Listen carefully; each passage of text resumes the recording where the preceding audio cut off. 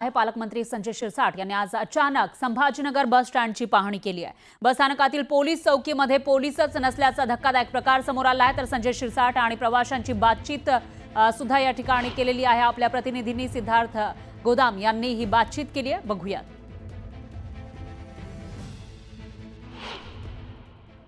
छत्रपती संभाजीनगरचे पालकमंत्री आज अचानक शहराच्या मुख्य बस स्टँडला आले आणि त्यांनी पहिलं चौकीमध्ये आले। तर चौकीमध्ये पोलीसच या ठिकाणी नाही, सुरक्षेची साठी प्रवाशांच्या सुरक्षेसाठी जी पोलीस चौकी आहे ती पोलीस चौकीच जी आहे या ठिकाणी बघतोय आपण अवस्था पोलीस चौकीची।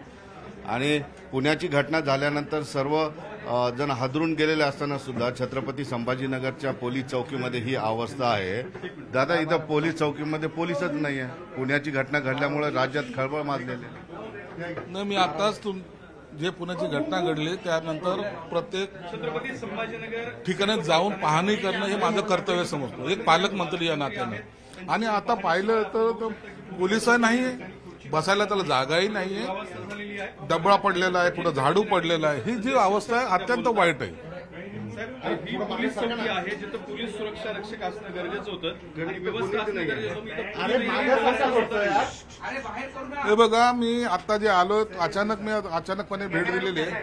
ही पोलीस चौकी आहे, या ठिकाणी मिनिमम 2 पोलीस असणं गरजेचं आहे। प्रवाशाच्या आपसामध्ये भांडण असेल किंवा बसेमुळे काही जर गडबड झाली तर त्यांना पाहणारा कोण आहे, त्यांच्याकडे लक्ष कोण देणार आहे?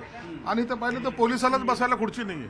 आणि अशा या अवस्थेमध्ये जर पोलीसच इथं उपस्थित नाही, आता काय घटना नाहीच आहे, पोलीस तर नाहीच आहे। मी निश्चित आता सीपींना आता फोन करून विचारणार आहे, कारण अशा पद्धतीने पोलीस चौकी तर मला एक कोणवाडा वाटतोय छोटासा, आणि यामध्ये फक्त सामान हे भरलेलं असं टाकलेलं आहे। इधर तुम्ही सीट पाहाल या खुर्च्या पाहाल, डब्बा पाहाल, तर बॅनर पहा, हे सर्व असंच आहे।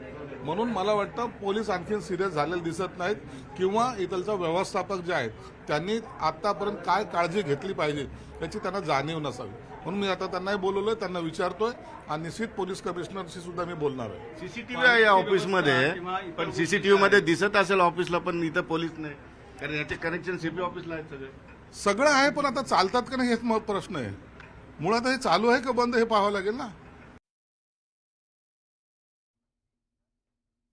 यानंतर थांबूया एका छोट्याशा ब्रेकसाठी।